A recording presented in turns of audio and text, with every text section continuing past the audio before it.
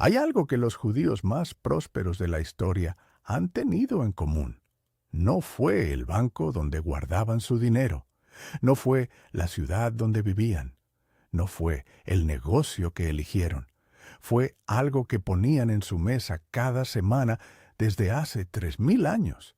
Algo tan ordinario que cualquiera lo tiene en su cocina y tan extraordinario que los sabios de la Cabala le dedicaron enseñanzas enteras. Al final de este video vas a entender exactamente qué es ese alimento, por qué los textos sagrados más antiguos lo vinculan directamente con el flujo del dinero y cómo puedes usarlo tú hoy, esta misma semana, para empezar a cambiar la frecuencia con la que la prosperidad entra en tu vida. Quédate, porque lo que viene no lo vas a encontrar en ningún libro de finanzas. Corría el año 1994. En el barrio de Williamsburg, en Brooklyn, vivía una mujer llamada Rebecca, 41 años, pelo negro, recogido con un pasador de plástico que llevaba usando desde que su hija mayor tenía 2 años y que nunca había reemplazado porque siempre había algo más urgente en qué gastar ese dinero. Trabajaba como operadora de caja en un supermercado del barrio. Turno de mañana, 6 de la mañana a 2 de la tarde. Después, 3 días a la semana, limpiaba oficinas en Manhattan. Cogía el metro con un balde y unos guantes de goma que guardaba en una bolsa de plástico para que nadie los viera. Tenía 2 hijas. Vivía en un apartamento de 2 habitaciones en el tercer piso de un edificio donde el ascensor llevaba roto desde 1991 y donde el propietario prometía arreglarlo cada 6 meses con la misma convicción con que prometía otras cosas que nunca ocurrían. En la cocina había un teléfono fijo pegado a la pared, de color crema, con el cable tan enrollado que cuando descolgabas el auricular siempre quedaba torcido hacia un lado. Rebecca ganaba dinero, no poco. Si sumabas las horas del supermercado con las horas de las oficinas, ganaba más que muchas personas de su barrio. Pero el dinero no se quedaba. Entraba por una puerta y salía por otra que ella no lograba cerrar. La hija mayor necesitaba zapatos nuevos. El metro subía de precio. La calefacción del apartamento fallaba y el casero tardaba 3 semanas en arreglarla. Así que había que comprar un calefactor eléctrico que disparaba la factura de la luz. Siempre había algo. Siempre. Por las noches, cuando las niñas dormían, Rebecca se sentaba a la mesa de la cocina con una libreta y una calculadora de plástico gris, de esas que funcionaban con pila de botón, y sumaba y restaba. Sumaba lo que entraba, restaba lo que salía. El resultado siempre era el mismo número pequeño, o un número negativo, y entonces cerraba la libreta y la guardaba debajo del fregadero porque no quería que sus hijas la encontraran y preguntaran. Lo intentó todo. Pidió más horas en el supermercado. Le dieron 2 días más a la semana, pero también le asignaron los turnos más difíciles, los de las noches previas a los festivos, cuando la gente compraba con urgencia y la atención en la caja era casi física. Intentó vender cosas hechas a mano. Tejía bufandas. Las vendió durante un invierno a vecinas y conocidas. Pero el coste del material y el tiempo que llevaba no compensaban lo que ganaba. Lo dejó. El agotamiento empezó a aparecer en su cara de maneras que no podía esconder. Sus compañeras del supermercado le decían que se veía cansada. Su hija mayor, que tenía 12 años y era observadora como solo lo son los hijos que han crecido mirando a sus madres trabajar, le preguntó una tarde si estaba enferma. Rebecca le dijo que no, que solo era el invierno, que en primavera todo mejoraba. Lo dijo con una sonrisa que su hija no se creyó del todo. Fue en febrero de 1995, cuando ocurrió el encuentro, que Rebecca nunca olvidó. Había ido a una tienda de productos kosher en la calle Lee Avenue para comprar unas velas para el Shabbat. Era una tienda pequeña, con estantes de madera oscura y un olor a especias y cera que era difícil de describir, pero fácil de recordar. Detrás del mostrador había una mujer mayor. Se llamaba Miriam. Llevaba un pañuelo en la cabeza del color de las ciruelas maduras. Tenía las manos de alguien que había cocinado toda su vida, manos que sabían lo que hacían.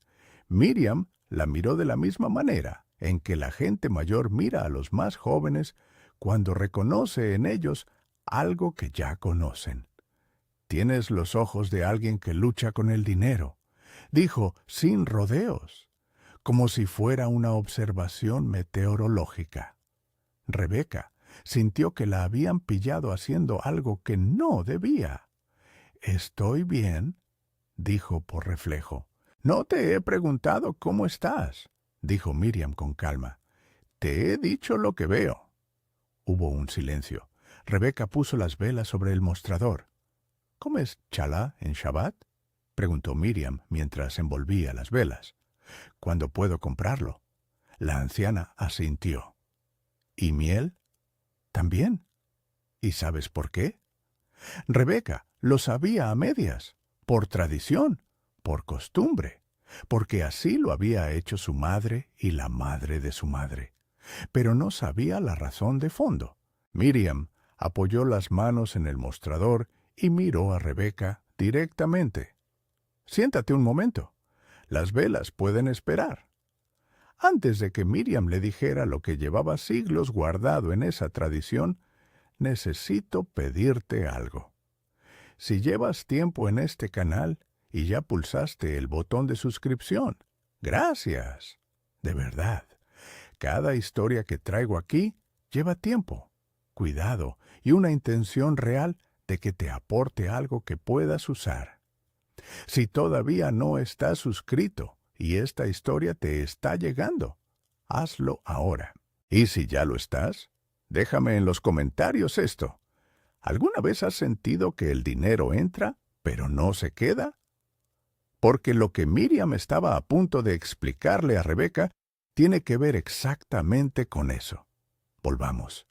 Miriam habló durante casi media hora. La tienda estaba vacía. Afuera, el frío de Brooklyn golpeaba los cristales con una insistencia que hacía más cálido el interior. Empezó por el principio. En la Cábala, dijo, existe una enseñanza sobre el dinero que casi nadie conoce, porque casi nadie la busca en el lugar correcto. La buscan en los libros de economía. La buscan en los consejos de los bancos. La buscan en el trabajo extra y en el ahorro y en la inversión. Y todo eso está bien. Pero hay un nivel más profundo, un nivel que los sabios llamaban el nivel del recipiente. Explicó que en la cosmología cabalística, la abundancia, todo lo que el ser humano necesita y desea, fluye constantemente desde las fuentes superiores hacia el mundo físico. Ese flujo tiene un nombre, Shefá, y nunca se detiene. Nunca escasea en su origen. El problema siempre está abajo, en el recipiente que debe recibirlo. «El recipiente», dijo Miriam, «somos nosotros, nuestra conciencia, nuestra energía, y hay cosas que agrietan el recipiente, que hacen que el flujo entre pero no se quede. ¿Sabes cuáles son?». Rebecca esperó. El miedo al dinero, la vergüenza del dinero, la culpa cuando llega, la desconfianza de que pueda quedarse, todo eso son grietas. Y el Shefá, el flujo, sale por esas grietas antes de que puedas usarlo. Rebecca pensó en su libreta debajo del fregadero, en cómo escondía los números, en cómo sentía algo parecido a la vergüenza cuando revisaba la cuenta bancaria, incluso cuando había algo de dinero, porque sabía que no duraría. ¿Y cómo se repara el recipiente?, preguntó. Miriam sonrió. Era la pregunta que esperaba. Con lo que ya tienes en tu mesa cada Shabbat. Solo que nadie te explicó por qué. Se levantó y fue al fondo de la tienda. Regresó con 3 cosas: un pan chalá pequeño, dorado, trenzado, un frasco de miel y un pequeño recipiente con sal. Los puso sobre el mostrador uno por uno. El chalá, dijo, no es solo pan. Es el símbolo de los panes de la proposición que estaban en el templo de Jerusalén. 12 panes, uno por cada tribu, colocados cada semana con la intención de abrir el canal de provisión para todo el pueblo. Cuando tú pones el chalá en tu mesa el viernes por la noche, estás repitiendo un acto que tiene 3000 años de intención acumulada detrás. 3000 años de personas que pusieron ese pan y dijeron, el canal está abierto. Señaló la miel. La miel es la frecuencia de la dulzura. No es un deseo, es una declaración. Cuando mojas el pan en la miel, estás diciendo, lo que entra en mi vida es dulce. Lo que recibo es bueno. No lo recibo con miedo. No lo recibo con desconfianza. Lo recibo con la certeza de que es para mí y que es bueno. Luego, tocó la sal. La sal es purificación. Es limpiar el canal antes de que el flujo entre, así como limpias una tubería antes de conectar el agua. La sal sobre el pan antes de la bendición es la purificación del recipiente. Rebeca miró los 3 elementos sobre el mostrador como si los viera por primera vez. Los había visto toda su vida. Los había usado toda su vida, pero nunca con esa conciencia. El problema, continuó Miriam, no es que no hagas el Shabbat. El problema es que lo haces como un ritual vacío. Lo haces porque se hace, no porque lo entiendes. Y la diferencia entre un ritual que transforma y un ritual que solo se cumple está exactamente ahí, en la intención, en la conciencia con la que lo haces. Rebeca pensó en la última vez que había encendido las velas del viernes. Estaba cansada, tenía prisa. Sus hijas peleaban por algo en la otra habitación. Había dicho la bendición casi en susurros para terminar rápido, sin detenerse, sin estar presente en lo que hacía. ¿Y el dinero?, preguntó. ¿Cómo se conecta todo eso con el dinero? Miriam juntó las manos. El dinero es energía. Es el shefá en su forma más concreta en el mundo físico. Y el shefá fluye hacia donde hay un recipiente limpio, abierto y en frecuencia de recepción. Cuando tú enciendes las velas con presencia, cuando bendices el pan con intención real, cuando comes la miel sabiendo lo que significa, estás haciendo algo que va más allá de la tradición religiosa. Estás alineando tu frecuencia con la frecuencia de la provisión. Se inclinó ligeramente hacia adelante. Hay algo más, una práctica que los cabalistas usaban y que muy pocos conocen hoy. Se llama Hachnasat Orchim, la hospitalidad, el acto de dar de comer a otro desde tu mesa, no desde la abundancia futura que esperas, desde lo que tienes hoy, porque en la Cabala el dar desde lo poco activa el flujo, de manera que el dar desde lo mucho no puede activar. Explicó que cuando das desde la escasez, cuando compartes aunque te cueste, estás enviando al universo la señal más poderosa que existe. Confío en que habrá más. No tengo miedo. El canal está abierto. Y esa señal, dijo Miriam, es la que más rápidamente mueve el shefá. Rebeca salió de la tienda con las velas y con algo más. No era un secreto, No era una fórmula mágica, era una forma de ver lo que ya tenía. Esa tarde, antes de que cayera el Shabbat, hizo algo diferente. Puso la mesa con más cuidado de lo habitual. Sacó el mantel que guardaba para las ocasiones especiales. Compró un pequeño pan chalá en la panadería de la esquina. Tenía miel en el armario. Tenía sal. Encendió las velas. Y esta vez no tenía prisa. Sus hijas se sentaron y ella las miró y pensó, con una claridad que no recordaba haber tenido antes, esto es suficiente. Esto, ahora mismo, es abundancia. Dijo la bendición despacio, con cada palabra, sin prisa. Las semanas siguientes fueron iguales en apariencia. El supermercado, el metro, el balde y los guantes en la bolsa de plástico. Pero algo había cambiado en cómo Rebeca se movía por esas cosas. Había dejado de cargarlas como si fueran una condena. Las cargaba como si fueran el camino, que es diferente. Empezó a repetir el ritual del Shabbat con plena conciencia cada semana, cada viernes, sin excepción, con las velas, con el chalá, con la miel, con la sal y con algo que Miriam le había dicho al final, casi de pasada, como si fuera un detalle menor, pero que Rebeca había clavado en su memoria. Antes de la bendición, di en voz baja: el canal está abierto, el flujo es libre, recibo lo que me corresponde. Lo decía cada viernes, aunque se sintiera ridícula, aunque la semana hubiera sido dura, aunque los números de la libreta no hubieran cambiado todavía, porque Miriam le había advertido: no midas los resultados con los ojos, mídelos con la frecuencia. Cuando tu frecuencia cambie, los ojos verán después. El cambio llegó de donde Rebeca no lo esperaba.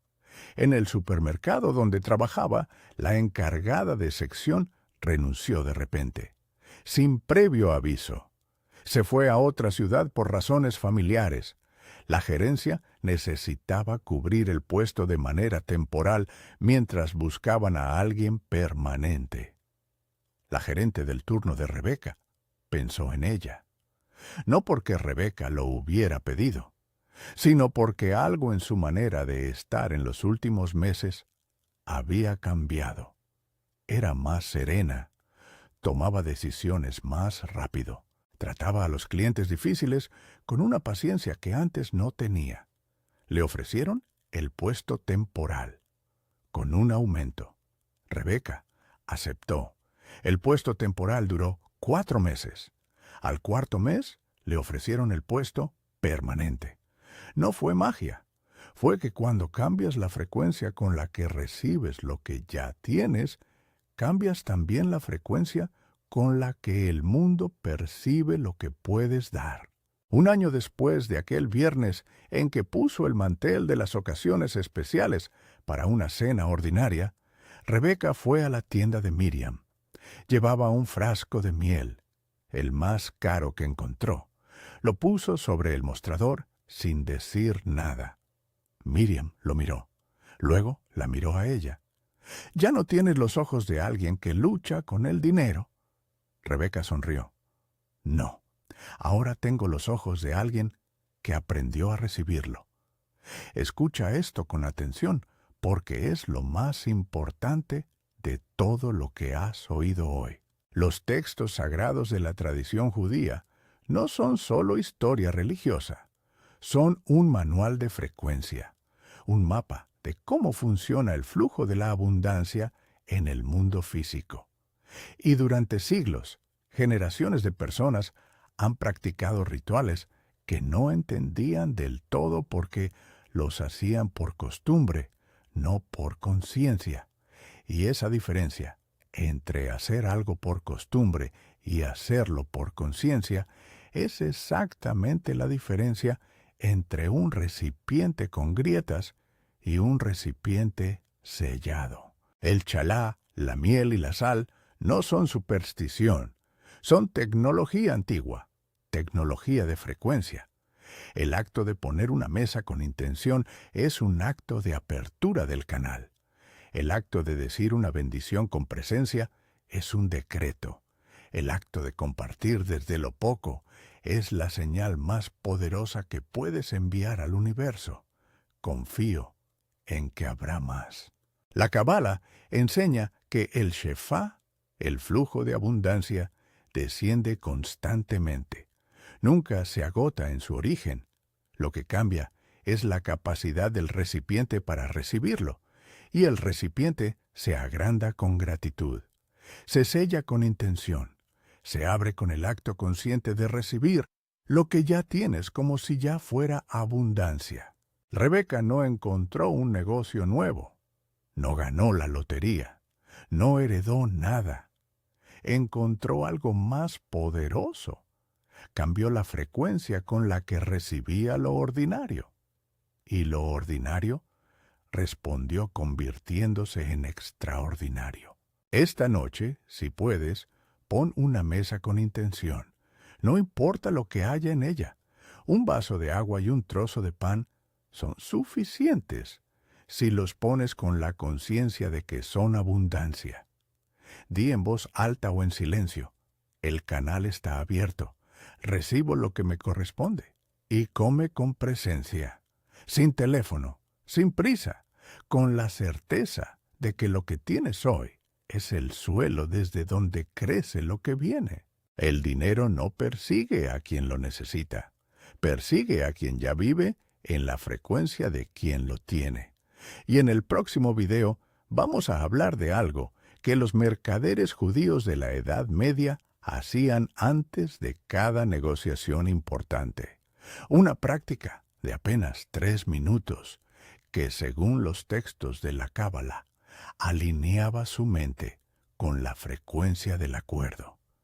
No te lo pierdas porque es de las enseñanzas más concretas y aplicables que hemos traído a este canal.